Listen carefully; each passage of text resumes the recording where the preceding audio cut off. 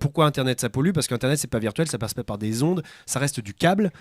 Ces câbles, c'est des câbles en cuivre, en fibre, ça traverse les océans. Ensuite, ce sont des data centers dans lesquels toutes nos données, nos dossiers, nos fichiers vont se stocker. Et la plupart d'entre eux, à quelques rares exceptions près, fonctionnent avec des énergies fossiles et souvent avec du charbon. Donc moi j'ai eu la chance de visiter un data center pour préparer une de mes émissions.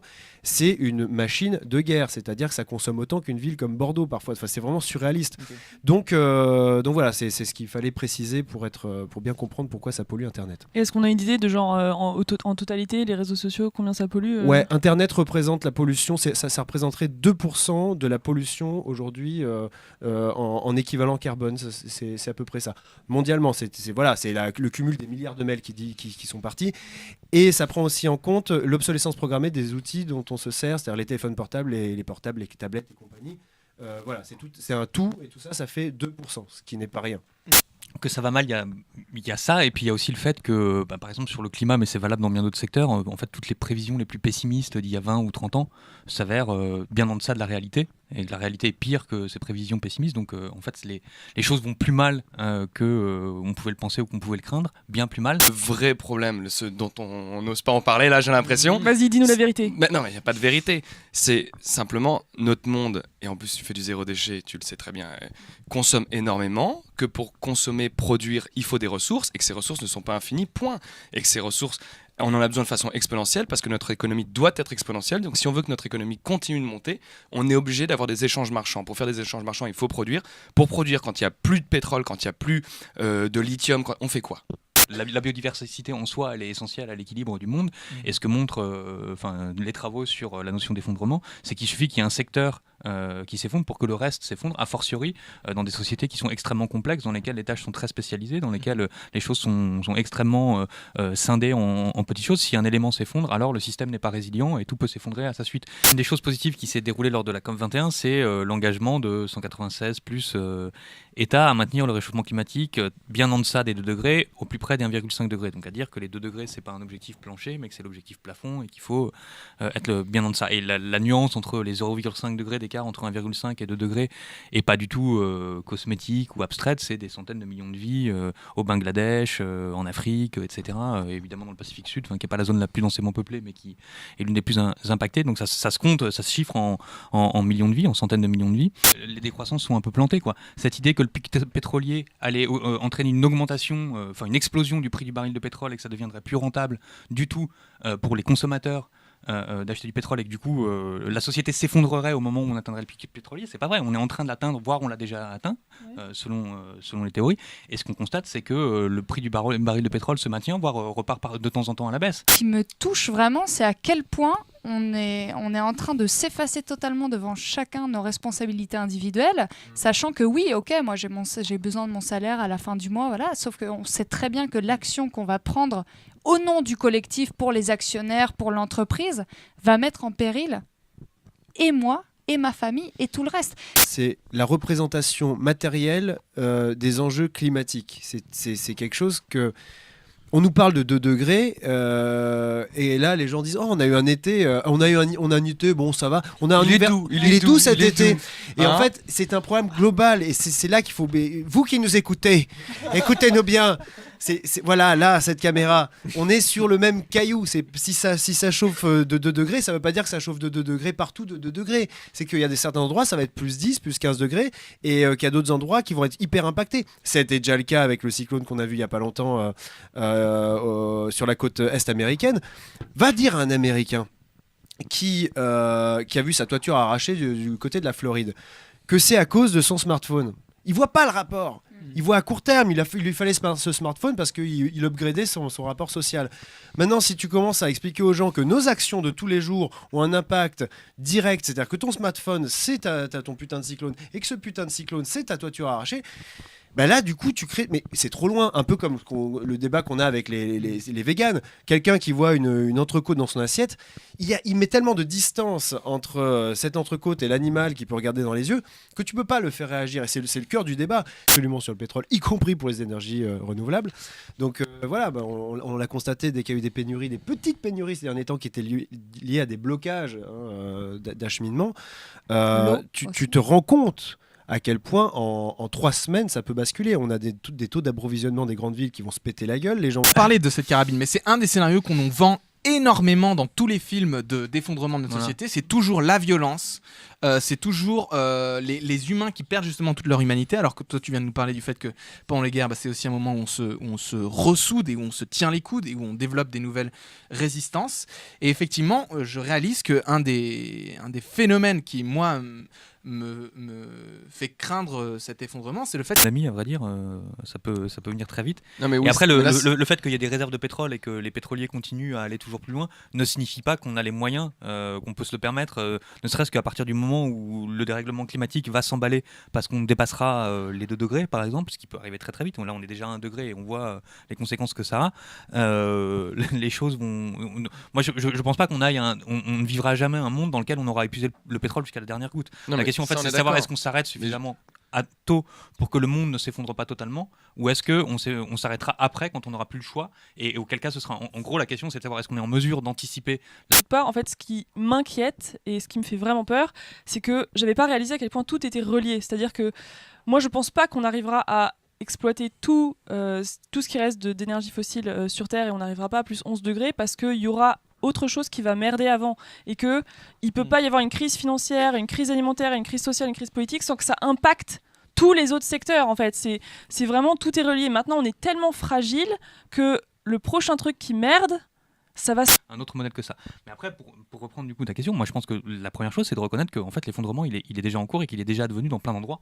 C'est-à-dire que, je vous connais pas personnellement, mais moi par exemple, c'est un peu une discussion de moi je suis relativement privilégié en termes de classe, en termes de race, en termes de genre, en termes, à peu près à tous les niveaux, quoi. T'es roux après.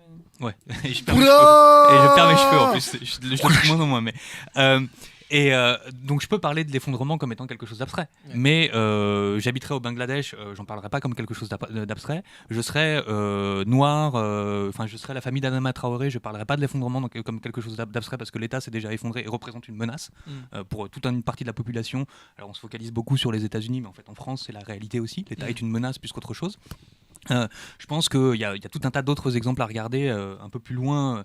Dans la communauté gay des années 80, le sida représente un effondrement parce que tout le monde est mort quasiment. Il y a une frange énorme de ces réseaux communautaires d'amitié, d'amour, d'entraide, etc. qui se sont effondrés d'un coup d'un seul, et pas par le fait du destin, mais par l'industrie pharmaceutique qui a refusé de prendre en compte ce problème comme étant un problème de santé publique. Et bien plus loin de nous, le monde s'est effondré par exemple au moment de la colonisation des Amériques. Du génocide que ça représente. 80 à 90% de la population locale est morte après l'arrivée des conquistadors. Donc en fait, l'effondrement, l'arrêt du monde, c'est de Pablo Servigne sur Tout peut s'effondrer, dans lequel il décrit, s'il n'y a plus d'essence, ou alors que l'essence est beaucoup trop chère pour être utilisée, les camions s'arrêtent. Et ça entraîne tout un scénario que vous pourrez retrouver dans le bouquin. Concrètement, quand on parle d'effondrement, on parle du fait que l'État n'est plus à même de fournir tous les services qu'il nous fournit, et pendant au moins 1 an. Parlons de la durée, c'est actuellement ce qui est prévu. Cet effondrement-là, les personnes qui s'y intéressent ont différentes fourchettes de temps. On parle... Je vais me faire l'avocat du diable, mais vas-y. Quand tu dis on va arriver à un moment de transition, etc., non, on ne parle pas de transition, on parle de la moitié de la population de la planète qui va mourir, en fait.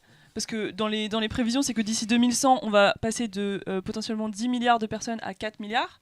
Enfin, c'est pas une transition, en fait. C'est peut-être pas la fin du monde, mais c'est la fin d'un truc énorme, et c'est l'arrêt de la société. Les gens que je rencontre, on a ces discussions-là. L'image que je donne toujours, c'est en fait, on va se prendre une baffe. Maintenant, tu préfères que je te la mette d'ici ou de là?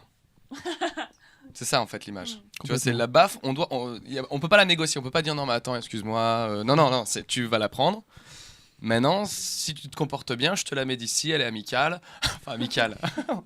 Mais si tu la pars dans là, oui, effectivement. De faire les choses autrement, et c'est pas le monde qu'on a connu depuis 4 secondes, parce que je vous rappelle que si on mettait l'humanité sur 1 heure, ça ferait même pas 4 secondes qu'on vit de cette manière-là.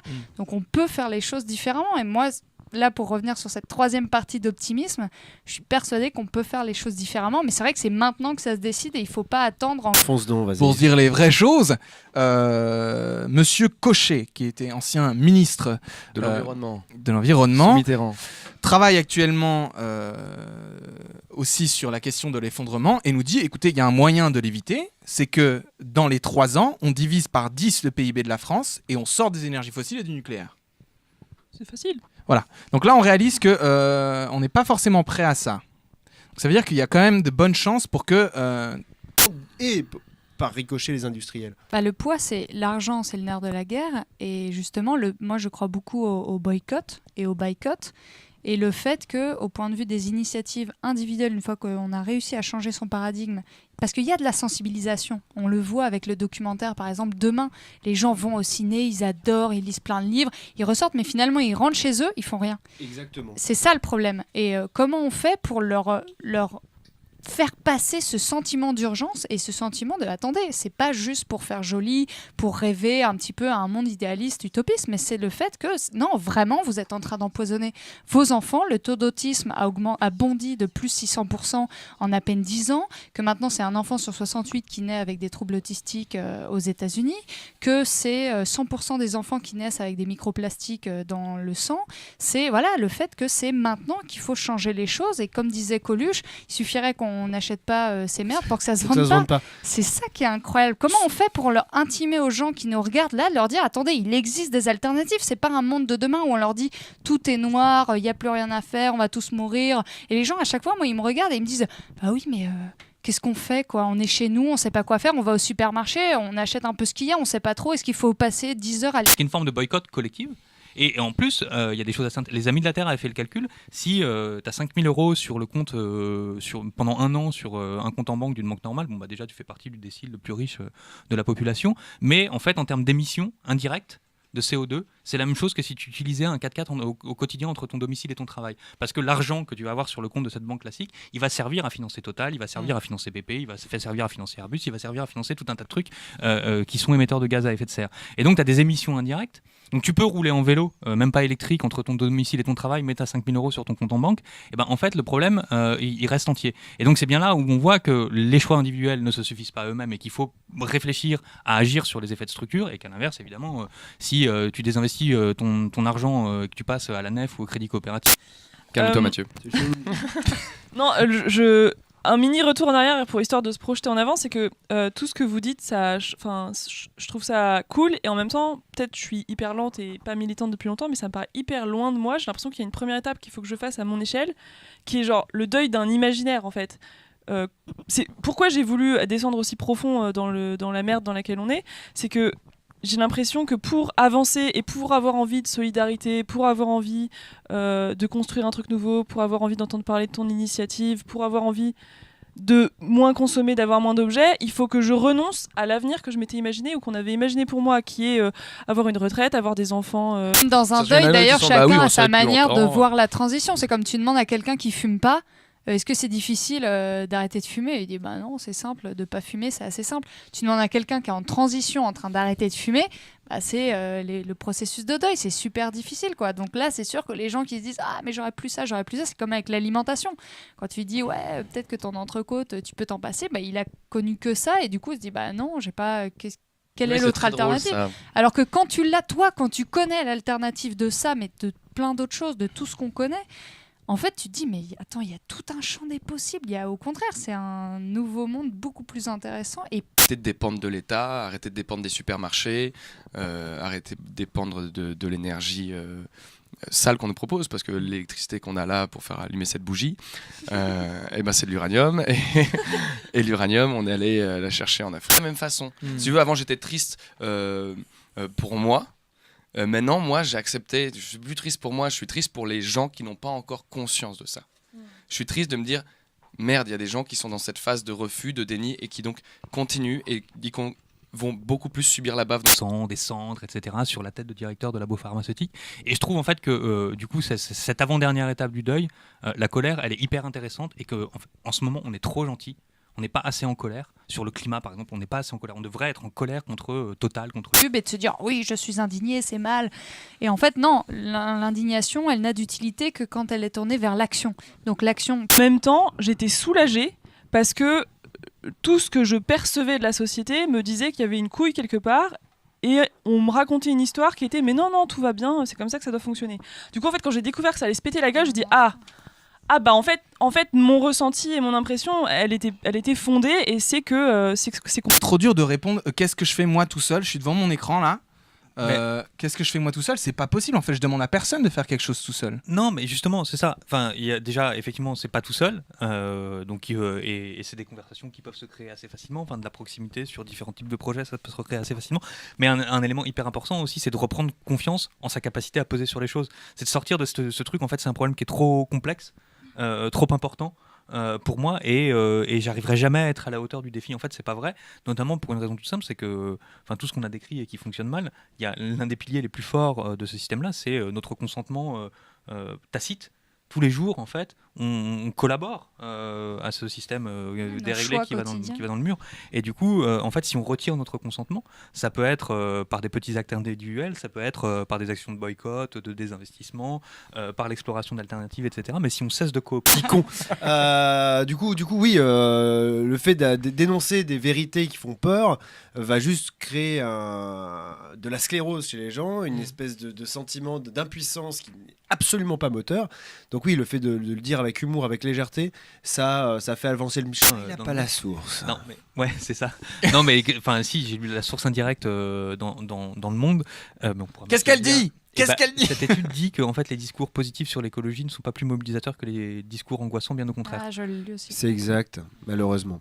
Comme ça, moi, je fais les deux, tu vois, comme ça. Ben non, en fait, c'est pas malheureusement. Je pense que en fait, le problème des discours, et ça veut pas dire qu'il faut pas de discours positifs. Encore une fois, c'est pas ça, mais c'est que il faut les deux parce que les discours positifs, d'une part, ils insistent trop sur, ils sont pas compatibles en fait avec le fait de pointer des responsabilités. Tu pointes pas des responsabilités quand et ils sont pas compatibles avec le sentiment d'urgence et que en revanche un discours angoissant et qui insiste sur le sentiment d'urgence, s'il s'accompagne d'une proposition d'engagement, évidemment, il peut être extrêmement mobilisateur. Si on arrive à créer de la colère et à la canaliser, et ben là on crée quelque chose d'hyper mobilisateur, d'autant plus mobilisateur que... Et pourtant je pense qu'on a besoin de l'avoir parce qu'effectivement c'est ce que tu avais dit Juliette, c'est le fait de nier que